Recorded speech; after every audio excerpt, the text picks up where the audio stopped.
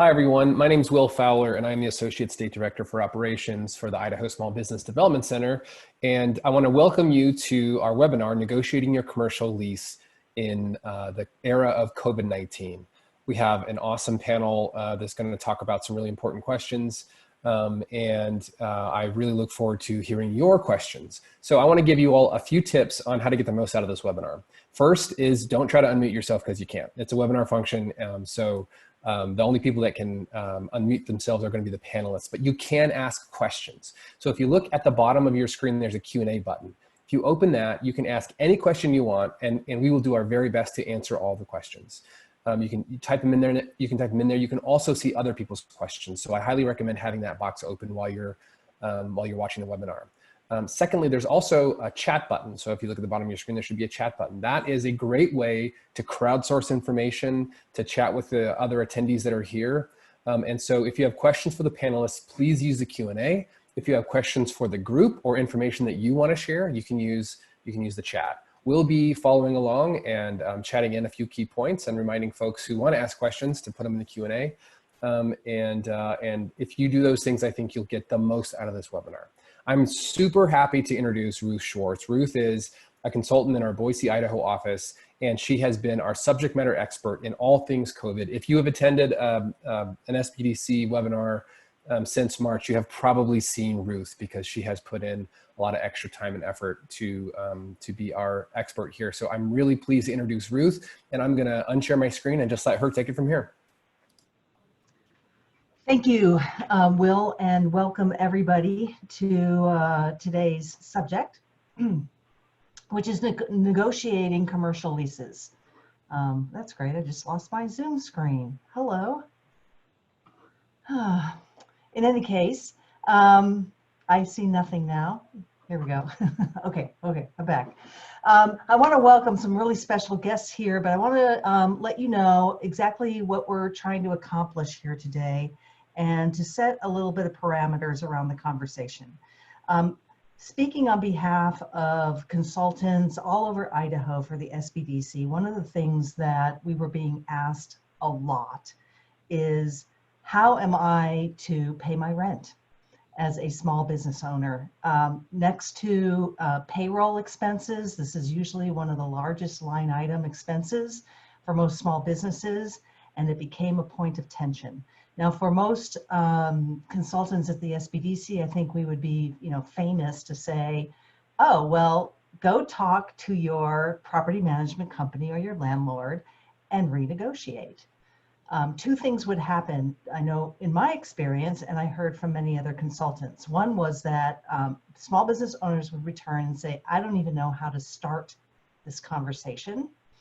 And secondly, I really don't understand what's in my lease. Even if they started the conversation, they didn't really understand some of the contents of their lease.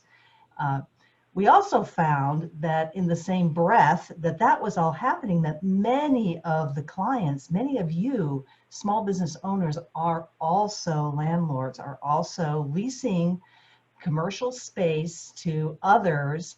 And we're having a different set of issues that were happening. One, renegotiating with tenants was one part, and maybe having a little bit better understanding of the leases, but also having an obligation to lenders. So there was a squeeze that was starting to happen. And what we were hoping would happen here is that we could have a panel of experts to address these issues, to find where is the win-win-win in making this work for tenants, landlords, and lenders. So we have all three of those experts in their field. I'm so happy to welcome Mike Pena from Colliers International, who's a partner here in Idaho.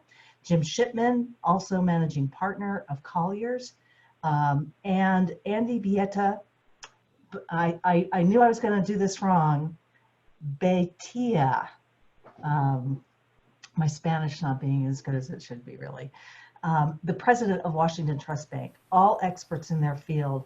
I'm going to start this off by asking each of them to a few questions just to get your juices going so that we know what would actually answer your questions and be of most value for your time spent today on this webinar.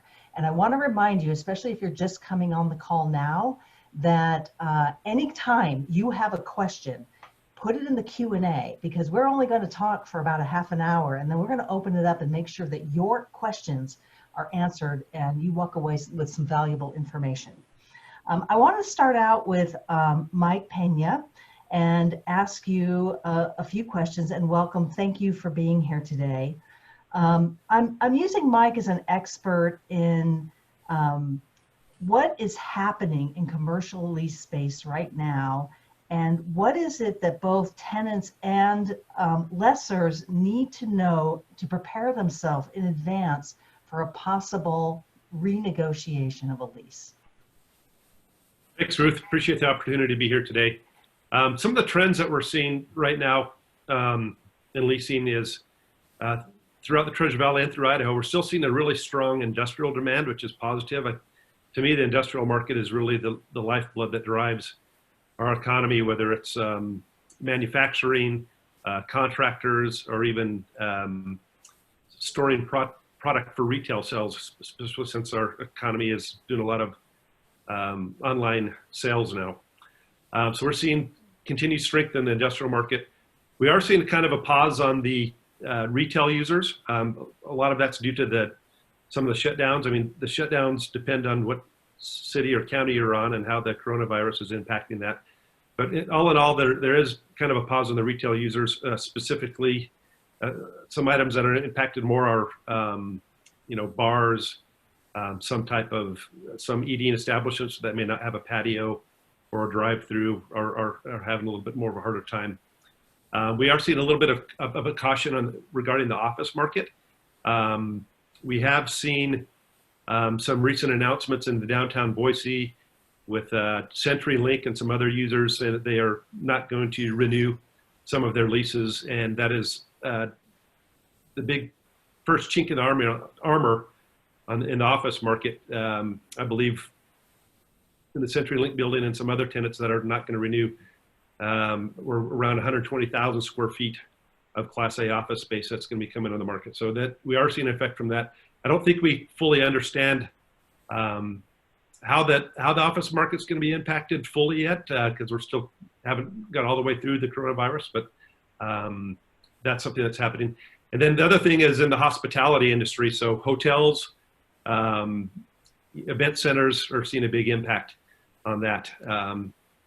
Jim, kind of wanted to throw that over to you and kind of see what you're seeing on that too, for a different perspective. Thanks, Mike. Yeah, I would reiterate, in essence what Mike said, as far as some of the trends, tourism-related businesses are hit particularly hard. And I think, one of the reasons I point that out is it's important for everybody to understand when we, forget all the politics and everything you're hearing about the economy and the COVID and what's happening. Tourism goes down, then you have taxes off of hotel stays. That affects local economies, local groups that are driven from those taxes. It has a huge trickle down effect across the spectrum. And yeah, that would be the biggest. I think the other thing I would say to everybody, and first of all, welcome, and I'm glad that you've joined us, and I hope everybody's doing okay. This is a tough time. I've said this is from a national mental health standpoint. Boy, we're being pushed with an election year, social issues. We can't breathe the air because there's so much smoke. We've got, COVID. There's a lot of things. So everybody, I would just say with all sincerity, hang in there. It's going to get better. And I think, to reiterate part of what Mike said is we don't know we're seeing trends. And for example, and Ruth, I know you're probably going to be asking this in a minute anyway, but early on, we were really worried. We have a very large third-party portfolio where we manage properties. We collect the rents. And we really thought in March and April and May, we were going to see a dramatic drop-off in rent payments. And honestly, we haven't. We didn't see that. We saw maybe a typical month, you're collecting 97% of rents. We got down to about 90, 91 and jumped right back up in June and July, and so we didn't see this huge drop off. I think a lot of that, and Andy can touch on the PPP funds and how that all worked, but a lot of it had to do with that. We saw a lot of tenants come to us in March and early April and say, "Hey, what are landlords willing to do? And get me on the list. I'm going to have to do something." And then all of a sudden, in April and May, they said, "We're good." You know, they qualified for some of the different government subsidies, the CARES Act, you know, and they were able to sustain their business and stay open.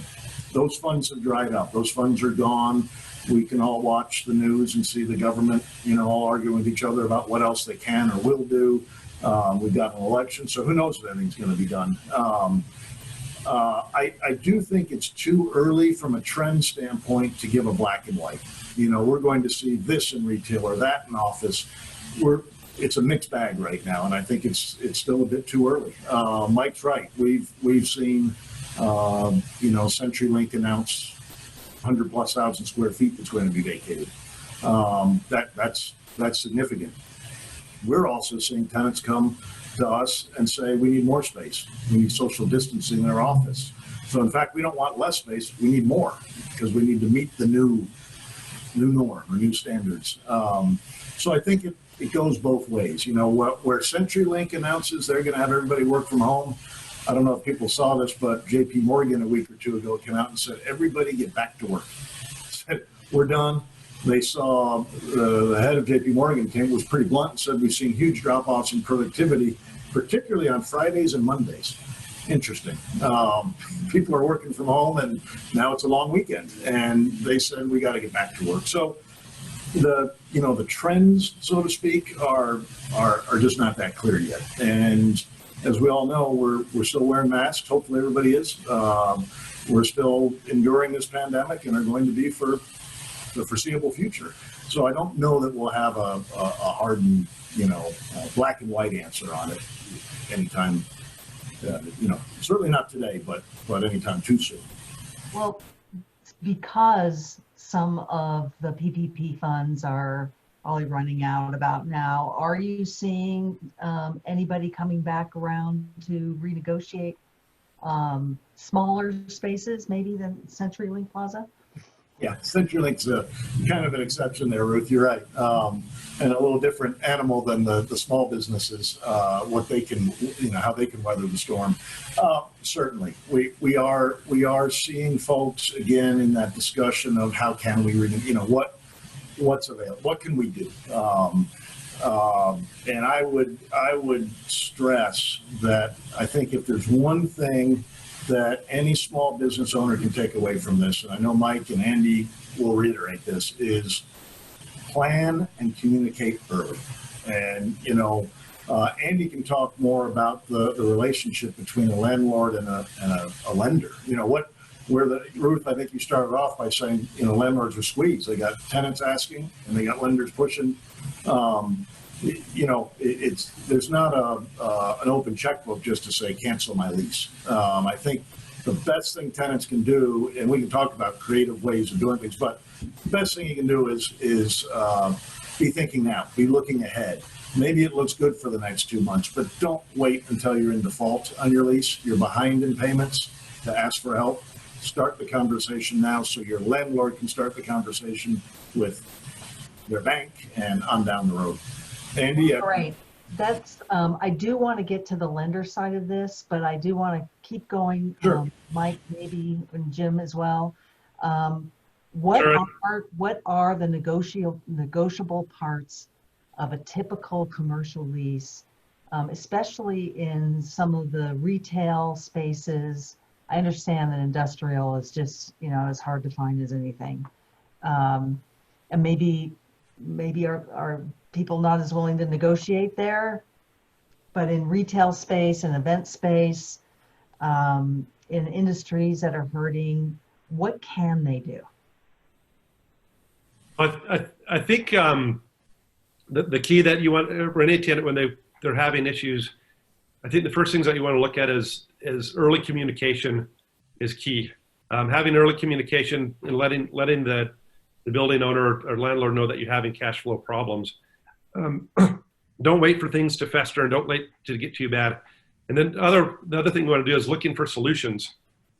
So look for solutions to the problem. You know, we see a lot of landlords that have amortized maybe some free rent, 2-3 months of free rent, and amortize it over the term of the existing lease. So the landlord's still made whole, but it gives the tenant an opportunity to alleviate some of the initial cash flow problems that are going during some of these COVID shutdowns. The other thing that we're seeing is instead of amortizing over the term of the leases, they're just adding it on to the back end of the lease. Other opportunities are if you don't have a lot of time left on your lease, is a potential buyout fee.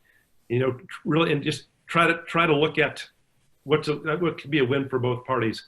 Another option is to potentially do look at hiring a brokerage firm to do a sublease where they could lease that property out to another tenant that would pay the rent. There is typically a 6% fee for the value of that lease to pay to the brokerage. But that is another good solution. Ruth, I'm just going to add on to that, but first I have to say, Mike, great selfless plug there. I mean, that's beautiful. Hire a broker.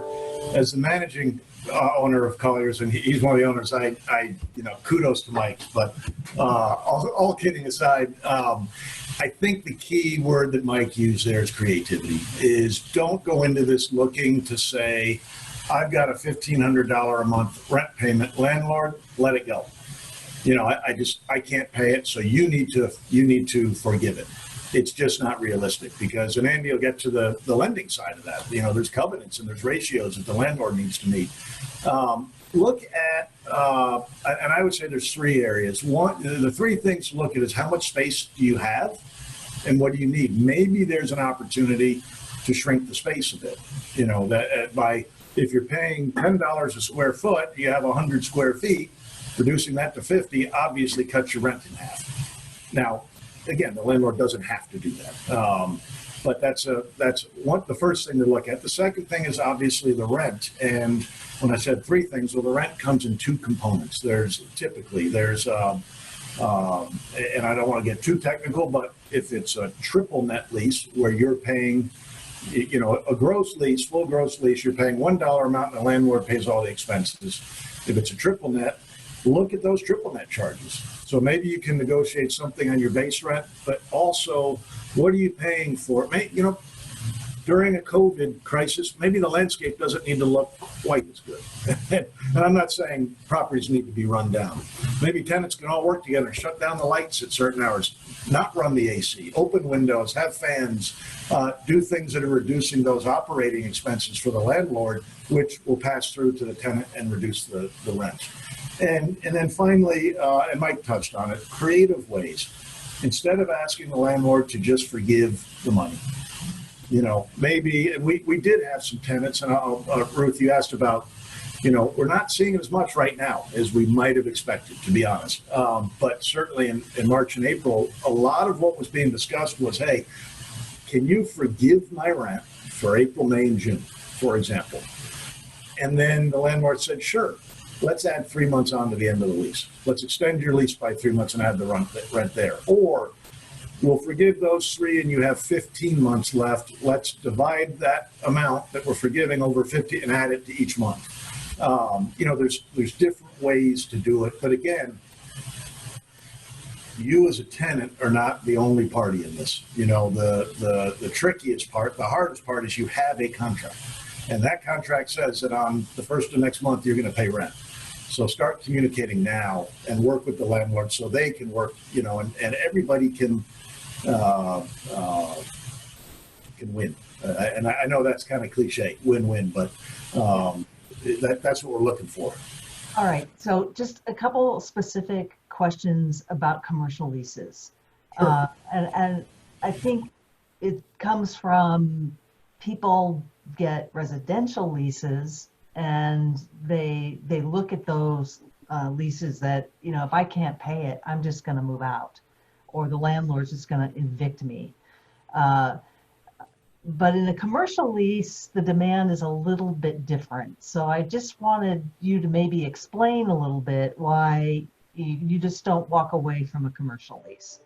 Well, it's a great point, and I'm going to add to that, Ruth. One of the panelists asked, "What if a landlord's not willing to work with the tenant?" So I think that question ties to your question. Whether it's residential or commercial, there is a thing called a credit rating, individual, corporate, however you look at it, that will be negatively impacted if you just walk away. And I won't speak to residential; that's not my area, but I know it can impact you there as well. But on a commercial side, often depending on, particularly with smaller businesses.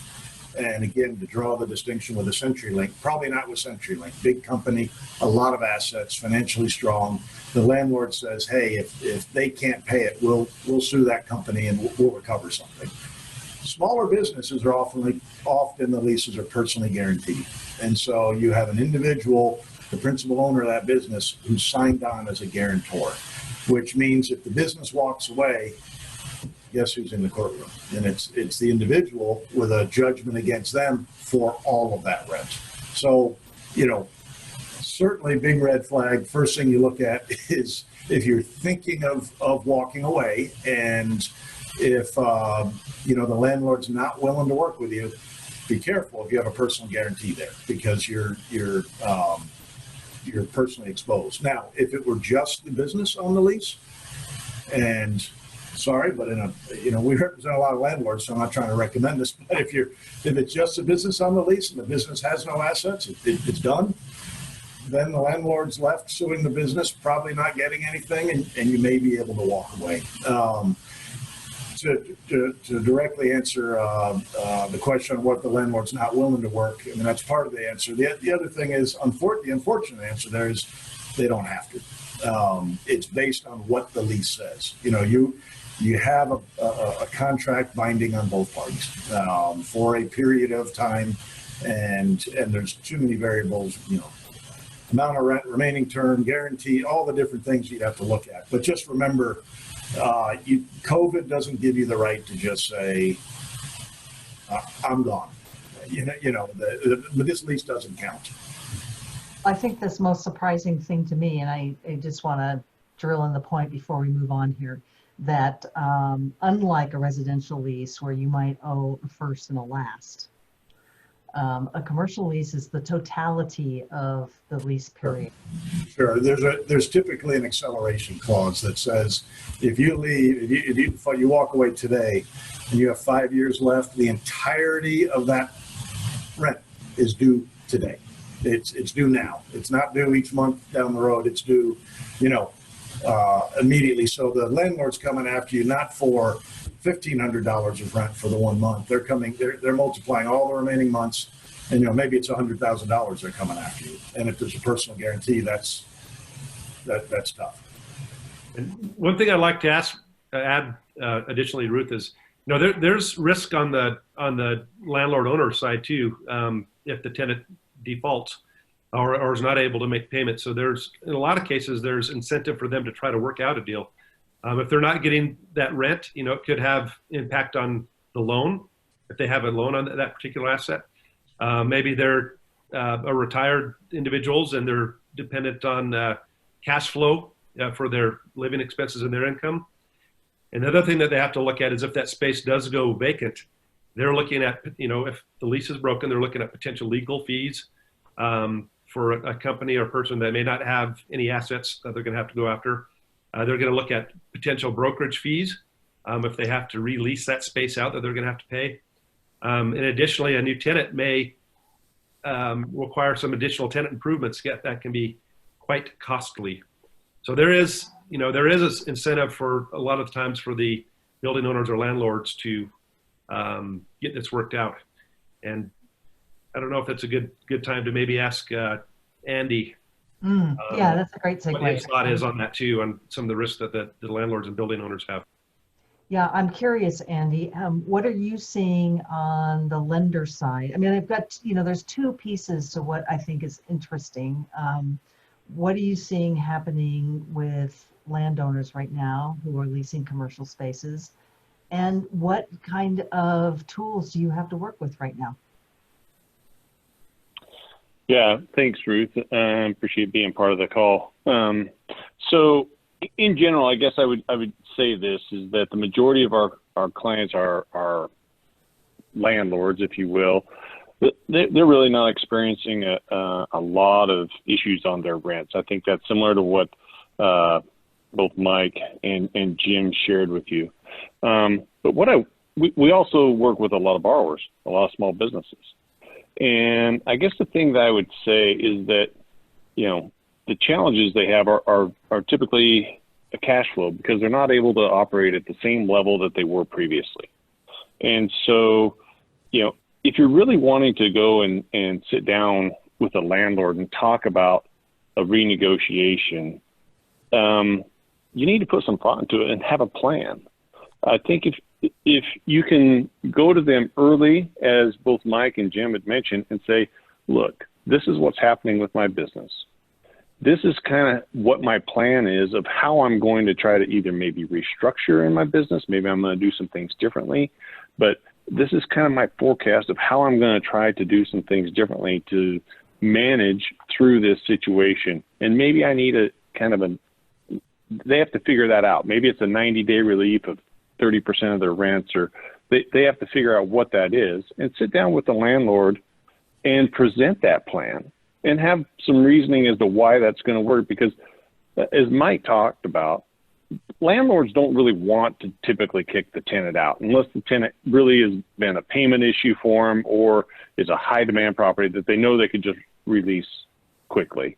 But the landlord wants to have a plan that they think is going to work. And if it is going to work, then they can come to the bank. And if for some reason they look at it and say, I really think this is going to work, let me talk to my bank, because maybe they're pretty leveraged in the property and they don't have a lot of room to work on their payment right now. And so maybe they can come to the bank and say, hey, here's my tenant's plan. And these are the reasons, why we kind of think it's going to work. Is there a way for us to maybe have a little bit of relief on the loan side? And the banks will absolutely look at that. I think that you're going to find that one of the things that the CARES Act did that is materially different than the environment that we saw during the Great Recession is in the CARES Act, it did kind of come out and say, hey, we, particularly on the homeowner side, Fannie and Freddie Mae type loans, they kind of put a moratorium on being able to, go after those. But on the commercial side, it really didn't do anything. But what it did do is on the regulators, on bank regulators, is bank regulators are now not coming down on banks as hard as they were during the Great Recession when they're wanting to work with their landlords, okay? During the Great Recession, there's an acronym, it's called a TDR, Troubled Debt Restructure. And when a landowner would come to the bank and say, hey, I need to have some payment relief on this, and if the bank granted it, it was automatically labeled a TDR, which is a tattoo that loan and that borrower can practically never get rid of. Made it very onerous on a bank because the bank would have to also hold back more in reserve. So the bank is going to be less profitable because they can't loan the money out. They have to hold more in reserve because they have these TDR loans that are higher risk. With the CARES Act, they lifted that a little bit. Now, it doesn't mean it goes on forever because we're still waiting for the regulators to say, okay, if we give somebody 90 days of payment relief, we know right now that they're not going to do anything. They're not going to hit us with a TDR. But what they haven't done is come out and said, if you need to go 180 or, more to work with a landlord, if we're going to get hit with a TDR, our gut feeling is they probably will, because at some point you have to have that loan performing. So that's one of the things that the CARES Act did. I think that both Mike and Jim brought up that landlords are also monitored by banks based on covenants. And covenants are typically what we call a debt coverage covenant. So their net operating income from the property needs to generally be 125% of whatever the payment and interest is.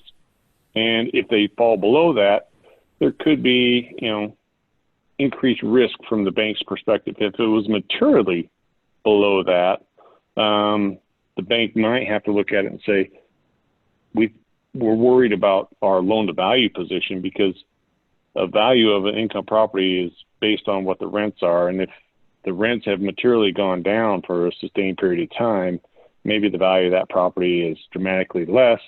And now we've run into another regulatory issue of your loan to value is now at 105% versus before it was at 70. So those are, real quickly, some of the challenges that you have there. I think the other piece that you have that if you're visiting with your landlord and the landlord's talking to their bank, that can be challenging is who actually holds the paper.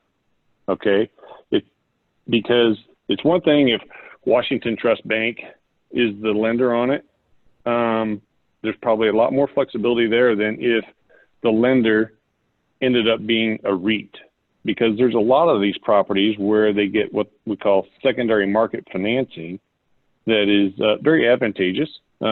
Typically it's longer fixed rate terms than what a bank would normally provide. But when you're in a REIT, those REITs have guaranteed payments that they have to put out. So the lender in those types of situations are going to be much less likely, if at all, willing to really negotiate with whomever has that loan. So there's different pieces of that come into play for the owner. Any other recommendations that you have for building owners who are in a REIT situation? Is there any other criteria that they can present? In that situation, are they coming back to you, or do they have to go to whoever holds the paper, even if they originally? They got to go to whoever has the paper, because it isn't the bank that did it. Okay, the bank may have connected that building owner with a broker that put it into the REIT, or maybe it's Percy, things like that. Percy's probably much easier to try to deal with than a REIT, but those are very, very difficult situations once you start to get to that level. I think that's going to be a very difficult position for that building owner. Okay. And I want to ask one more question of you before we see if attendees have some questions here for you. And that is, what is your prediction? Do you think now that some of the PPP funds are running out and people have dove into their idle money, and do you think it's still yet to come? Trouble, that's a great question, Ruth. I think we could all have a incredible discussion around that. Jim and I had talked previously a little bit, and if you take a look at Idaho, Idaho is still having incredible in-migration. I think Jim had shared some numbers that we had 194% in-migration. The second place finisher in that realm was like at 44%. So, we have huge numbers coming in. But the parts of it for me that give me some pause would be affordability. I think if you take a look at our affordability index, and you take, which is basically a comparison of median household incomes to median household cost, that has really steadily been climbing.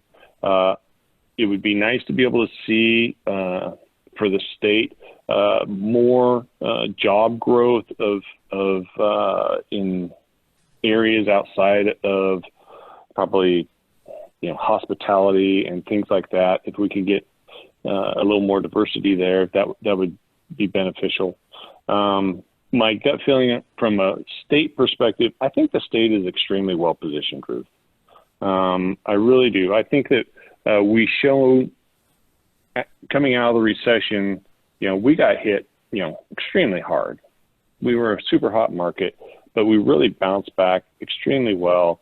And I think that, going into this, from a banker's perspective, and looking at our customers and their financial positions, the majority of the clients have really done a good job of building their balance sheet.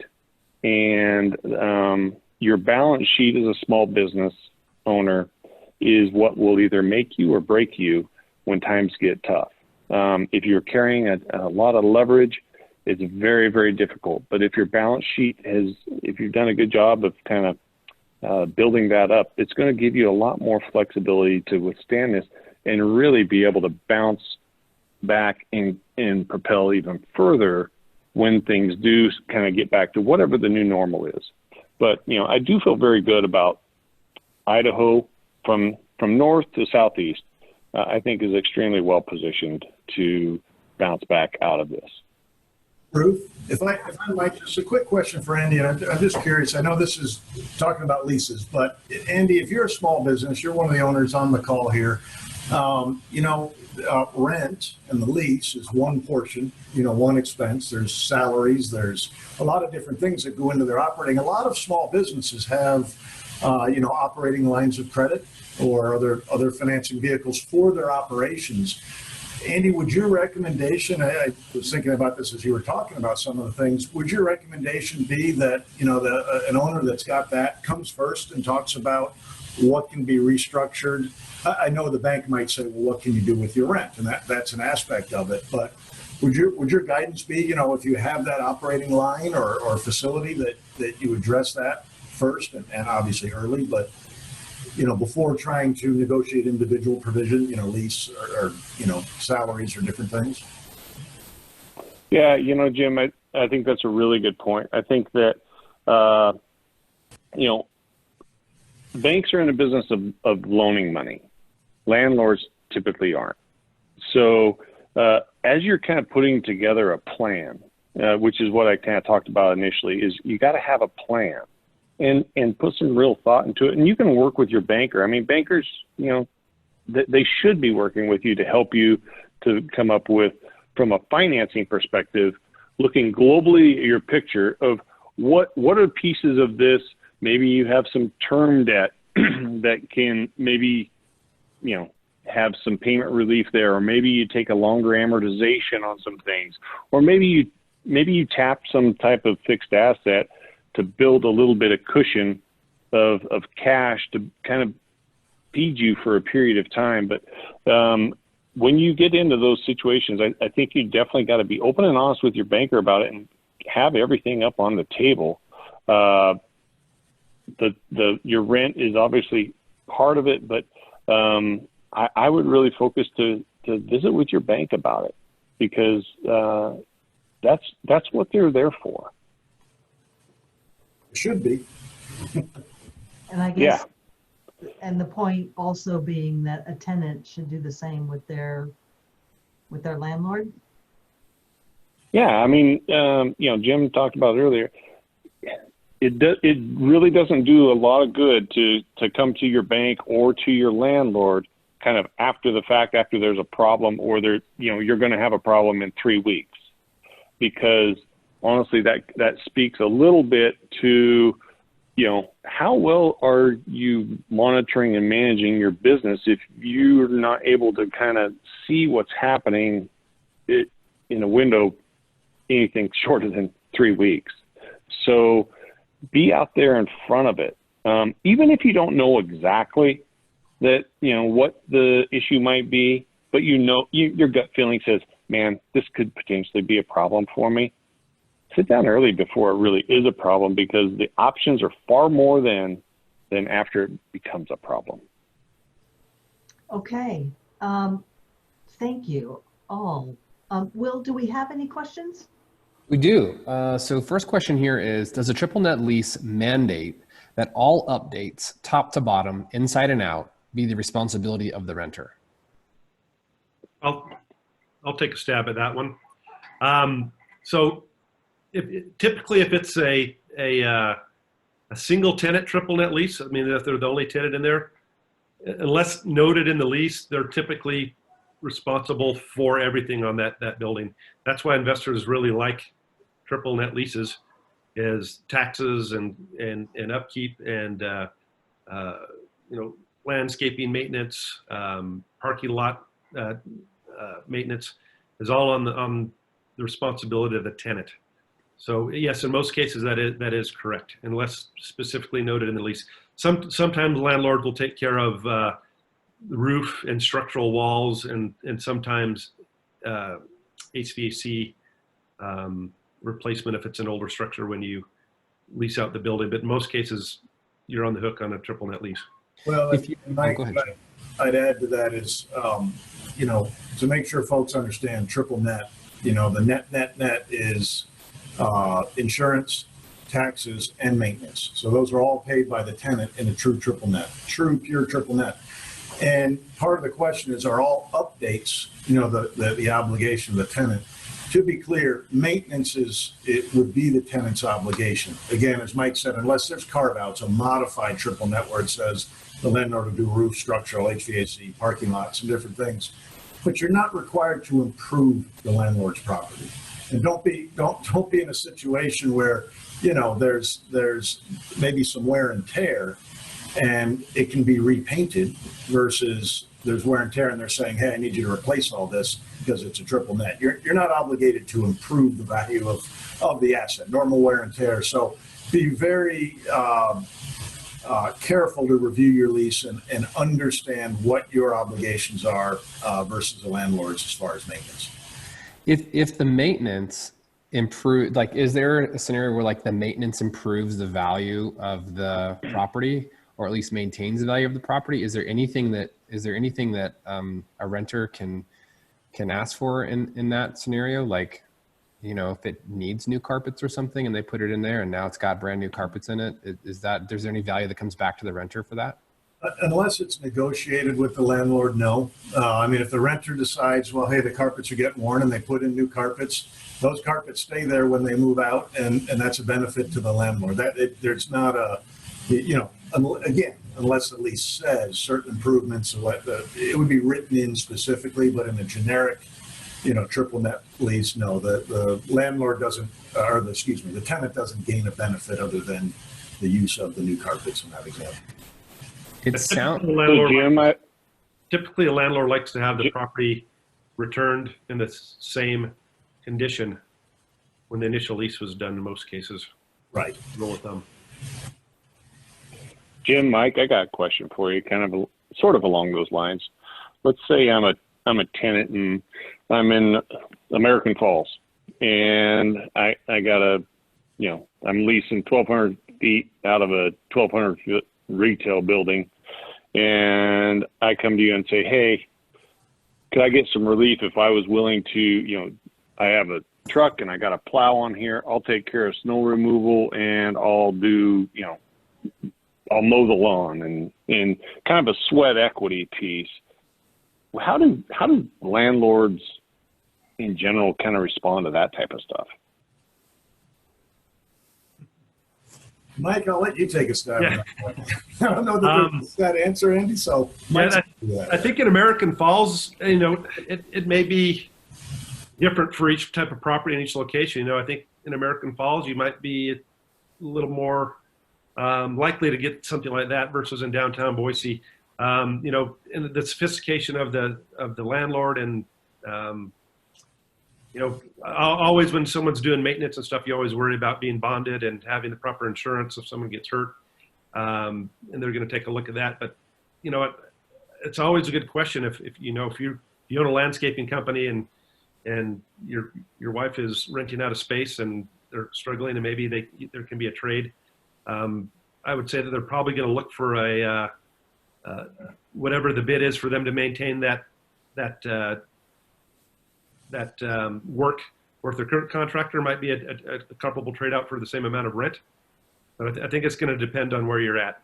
I don't know, Jim. Andy, you mentioned maybe a single tenant situation where you're the only tenant and you're paying for it. That may be more like if you have multiple tenants and the cost is going to be spread. The landlord probably is going to say, look, I've got a group of vendors I work with. I'm comfortable with them. I know the quality of work, so I'm going to hire them. And thank you for your offer. If you're the only one in the building, you say, well, hey, I'll maintain the yard.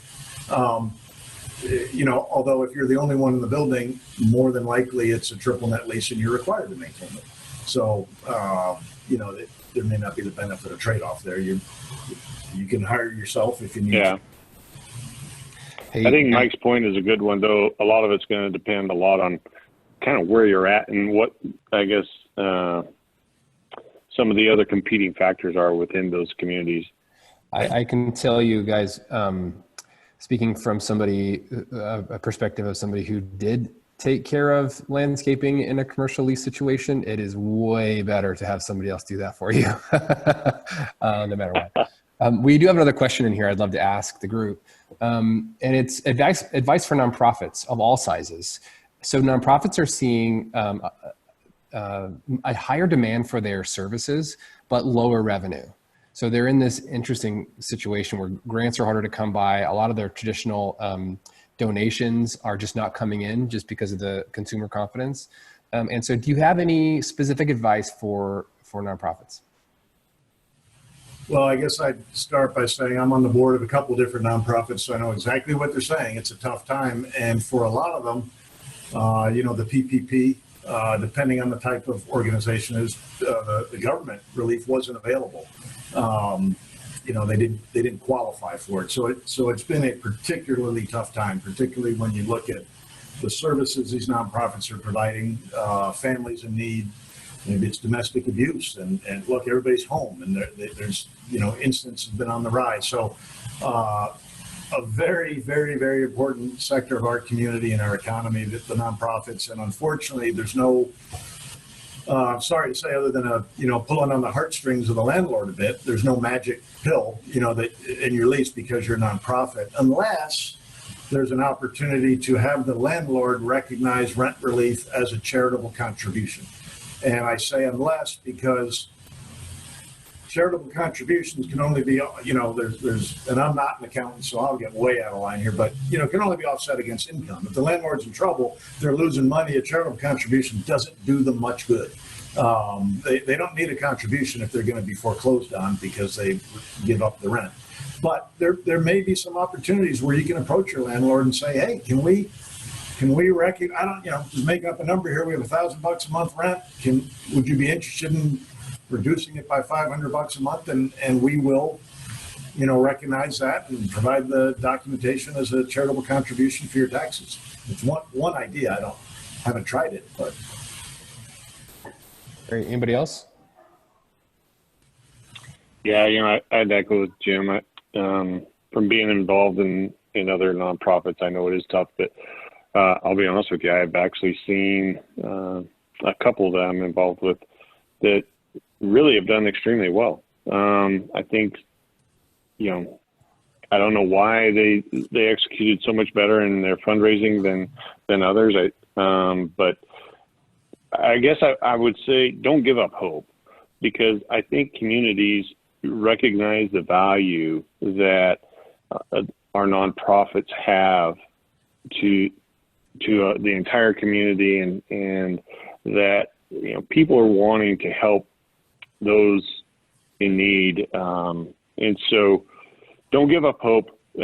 Maybe visit with others who have had some success, because maybe there's some ideas or some strategies that you could implement in your nonprofit that would be beneficial. So I guess that's my tidbit. I also serve, like the other two gentlemen that are panelists here, serve on some nonprofit boards. And one of the boards that I'm on, we didn't necessarily qualify for some of the PPP loans, but the state of Idaho does have some grants that the particular nonprofit I was involved in, we checked some of the boxes and were able to get some money to help us along with some of our expenses. So not really to do with leasing, but I would check with the state of Idaho and see if there's some potential grants on some of these nonprofits that could help out a little bit.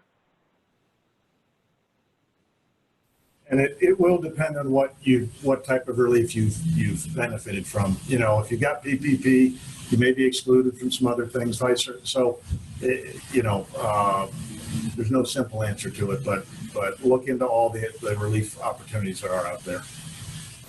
In terms of renegotiating leases, though, is there any strategy that you see as being better? I mean, it was a good one, you know, to do a charitable contribution, but anything else that whether going to the bank and looking for some solution or going to a landlord and looking for a solution?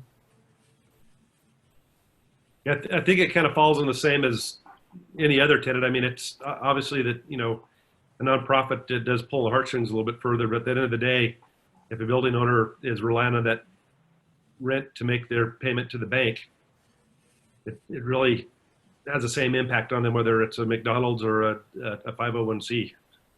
They still have to find the same solution. Yeah, Ruth, I don't have, I mean, honestly, the the charitable contribution was kind of off the top of my head. I don't have any other It is a good one. suggestions, you know. And there's not a whole lot. Is there anything that can be done lender side? If the tenant is, or If a tenant, if the tenant is a nonprofit is a nonprofit, as a tenant, and that landlord came to the bank and said, okay, they're having a rough time.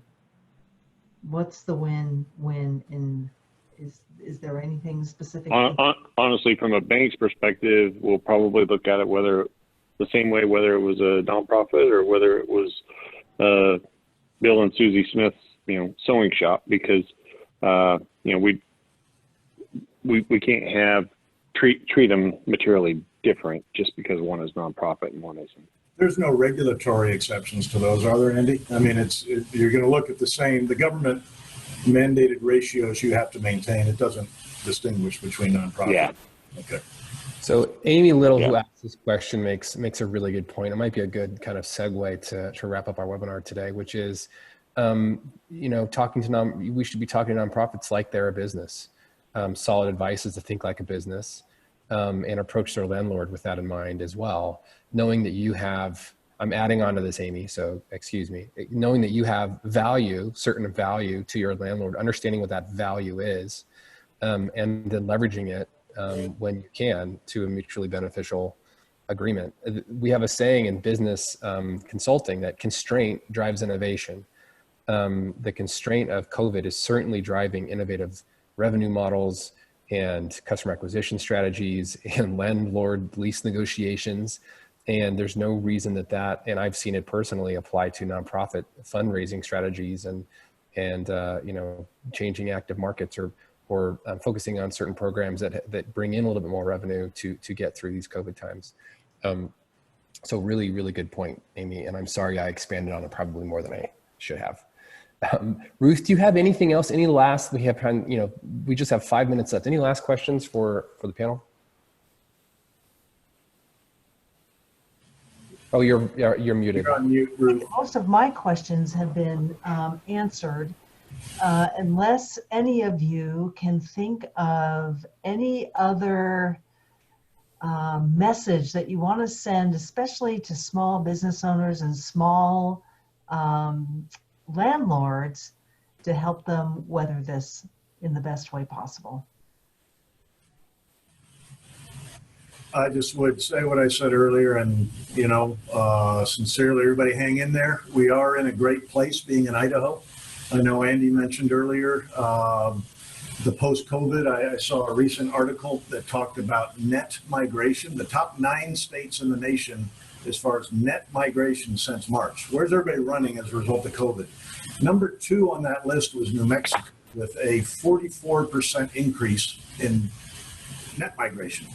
Number 1 was Idaho with 194%. People are flocking here. So it is going to get better. It's not tomorrow. This is going to be with us for a bit, but if folks can be creative and find ways and keep hanging in, it's going to get better. And we're fortunate that we are where we are. sounds like we're going to be back with a whole nother set of problems. 190. We'll have our growth seminar again, come next year, but Oh my gosh, we don't have any inventory. exactly, infrastructure, everything else. The only other, I will make one plug, Ruth, and I apologize, but we do have, in the world of virtual presentations, we have our annual Outlook seminar, which is our Colliers statewide look at the economy and the real estate economy. We do it every year. We have 500 or so attendees. This year it will be virtual. So anybody around the state, around the country, it's October 27th from 10 a.m. to 11:30. And if you just go to Colliers Idaho Outlook, all one word, colliersidahoOutlook.com, you can register for it. And we'll have, an opportunity you can talk to folks one-on-one in industrial and retail and all the different areas to get an idea. And we'll be, 4 weeks further down the road into a little more. And businesses might very well want to check that out. Did anybody grab that information for the chat? I hope so. We'll get it from you and make sure. We can include it in the follow-up email as well. Yeah. Thanks, Will. Okay, everybody, I'm going to share my screen again just so we can just share our information one more time with everybody. So thank you all for attending this webinar. Andy, Jim, Mike, Ruth, thank you so much for deep diving into some of these issues that both landlords and small businesses are facing today in this rapidly changing COVID-19 economic environment. So thank you to our panelists. Thanks to all of you who joined in, and thanks for your questions. If you need help with your business, you can contact us at the Idaho SBDC. There is the website right there at the bottom of the screen, idahosbdc.org. We have a great page with resources for businesses around COVID-19. You can see that link at the bottom there. It's just /COVID-19 resources. I highly encourage anybody who needs in-depth help with their business to contact us. We have consultants all over the state. So no matter where you are, we have somebody that can work with you at no cost. It's professional, it's confidential. And we really want to make sure that we are leaving no stone unturned when it comes to helping Idaho's economy recover. That's why we're here, and that's what we want to help you with. So thank you again. Please reach out to the SBDC if you have any questions about this webinar or your business at all. Thanks to the panelists, and we will see everyone next time.